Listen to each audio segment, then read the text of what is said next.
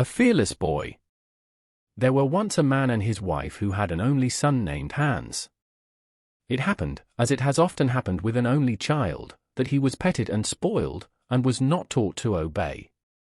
He was a reckless boy when small, and as he grew up he became more and more so. There was no tree and no housetop so high that he did not climb them. Hans did not care to go to school and learn something useful, like other children, but he was so clever that he at once understood all that he heard or saw. There was no end to his pranks and jokes, and his best amusement was to frighten people, while he himself could not be frightened by anything in the world, man or beast. As Hans grew up, his parents thought that the time had come to teach him some manners and have him kept in check, if possible.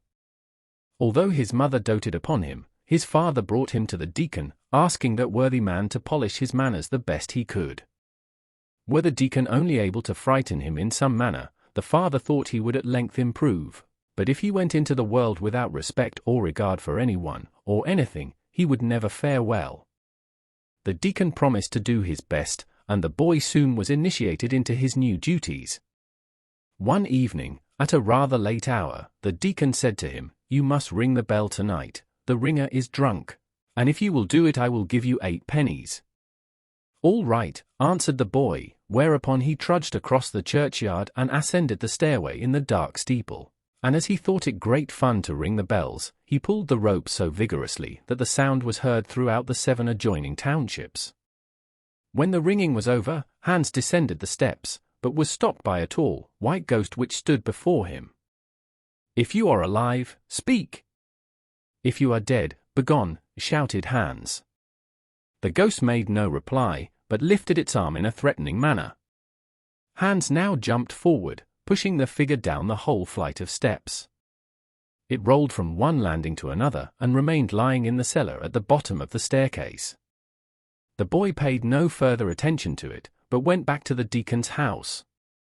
"Did you see anyone?" asked his mistress. "Yes," replied Hans, "a tall, white ghost came and threatened me, but I ran against it and pushed it down the whole flight of steps." "Dear me," cried the deacon's wife, "I hope it was not hurt." "I don't care," returned the boy, "whether it was or not." She asked him, however, to follow her to the steeple, and, although Hans thought she was too tender-hearted, he complied. When they reached the cellar, there lay the deacon at the bottom of the staircase with one leg broken, and there they found the white sheet which he had wrapped around himself when he wanted to appear as a ghost and frighten the boy. They carried him home and put him to bed, but ever since that day the deacon carried a lame leg. He did not wish to have anything more to do with this reckless boy, but sent him home to his parents, who were very angry because their son had behaved so badly. His father now asked the minister to take him into his service. "Yes, let him come," was the answer. "I shall manage to knock the foolishness out of his head, depend upon that." Thus Hans came to serve the minister. One Saturday evening, towards midnight, Hans was called out of bed by his master, who said to him, "My son, I forgot my Bible at the altar in the church last Sunday. Will you kindly go and bring it back with you, as I must use it tomorrow morning? I will give you 12 pennies for your trouble." Hans arose, seized the key which was handed him by the minister, and went into the church. When he reached the altar he noticed the Bible which lay upon it, but a tall, dark figure of a man was bending over it, reading. It was an easy matter to this man to read in the dark, for his eyes gleamed like red fireballs. "Excuse me," said Hans, snatching the book out of his hands. Upon this he walked back to the door, locked it, and returned to the minister with the Bible and the key. "Did you see anything remarkable?" asked his master. "No," answered the boy. "Oh yes, there was a tall, dark man reading in the book, but I merely said, 'Excuse me,' and seized it." "Were you not frightened?" pursued his master. "No," replied Hans, "why should I be frightened?" "You had better return home," said the minister, "I can teach you nothing." Hans returned home and told what had happened. His father became furious, and said that when he feared neither the living nor the dead he did not wish to keep him at home. The next morning, consequently, Hans was obliged to go away, in spite of the pleading and the tears of his mother, who was afraid that he might not be able to fight his way in the great world of which he knew nothing. She followed him to the gate, kissed him, and said, with many tears, "God keep you, my poor boy." All the long day Hans pursued his way, and when it grew dark he walked into a churchyard, where weeping willows could shield him until next morning. He lay down, but towards midnight he awoke and found an old man with a long beard bending over him. He carried a sickle in his right hand, and in his left an hourglass. "Are you not afraid?" asked Death, for he it was, "to lie here alone."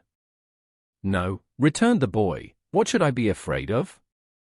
"You seem to be a brave boy," observed Death. "Would you like to visit me?" "Yes, where do you live?" answered Hans.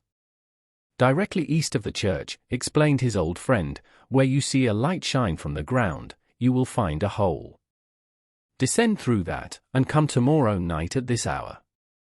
Hans promised, and Death parted from him. He passed the following day in picking nuts about the churchyard and in the adjoining woods. When midnight came he entered the churchyard, and east of the church he found what seemed to be an open grave, through which a red glare was seen. As there was no rope or ladder, Hans resolutely jumped into the opening. He fell a long distance, but landed safely on a soft meadow.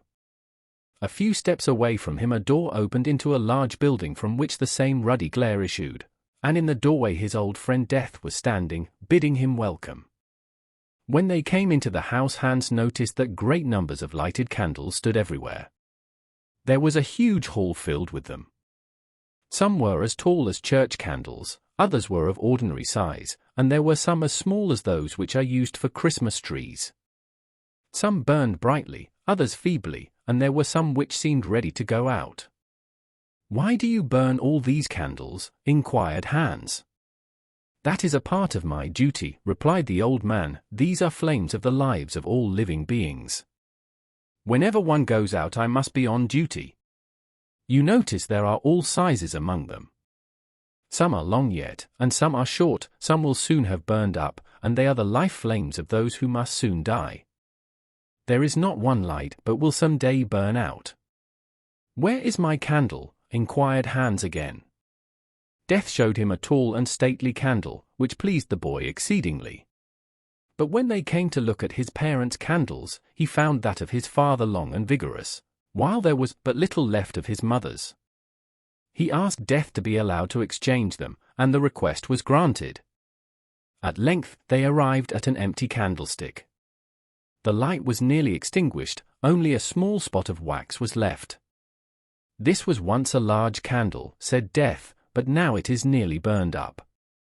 Because it has burned in God's service, there is great power in this bit of wax." He then told Hans how a king of a land far away had been paralyzed many years ago, and how he had promised his daughter's hand in marriage to the man who could cure him. The successful person was to receive one half of the kingdom at once, and ascend the throne when he died. "Go there at once," concluded Death, "take service at the palace. You will be told never to name the king, for he has issued an edict that he who does so must either cure him or be hanged. When you see the king, call his name aloud, and when you are told to cure him, rub him with this wax. Be careful and keep it well. And now goodbye." Upon this Death conducted Hans to a door, which was opened and then closed behind him. He found himself in the churchyard at the very moment when the sun arose. Hans now set out to find the land where the invalid king was living. All whom he asked told him that it was very far away. He walked on day and night, however, begging a bite of bread at the houses which he happened to pass. When at length he had reached the palace, he walked in and offered his services. He was given a place among the grooms, and from the superintendent of the stables he received the warning never to name the king. If he did, he risked his life.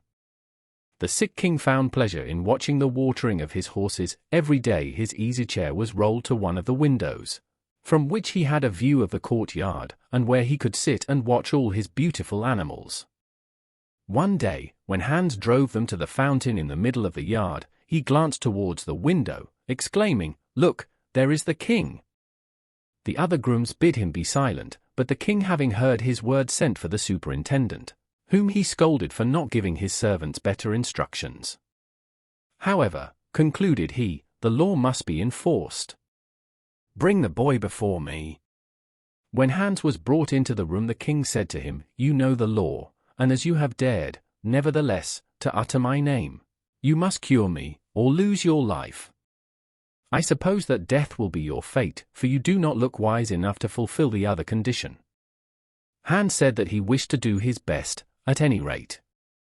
Producing his wax, he commenced rubbing the fingers of the king's right hand, which had been lame for many years. The king at once was able to move his fingers, whereupon the whole arm was rubbed with good effect. The king bid Hans rub away the lameness from the remainder of his body, but the boy replied that this could not be done until they had agreed upon his reward for curing the king entirely. He desired to have it in writing, with the king's own signature attached. The king, of course, must comply with his wishes, and as he felt quite generous, he agreed, in writing, to give him the princess and one half of the kingdom at once, neither more nor less. The remainder of the kingdom Hans was to inherit after the king's death.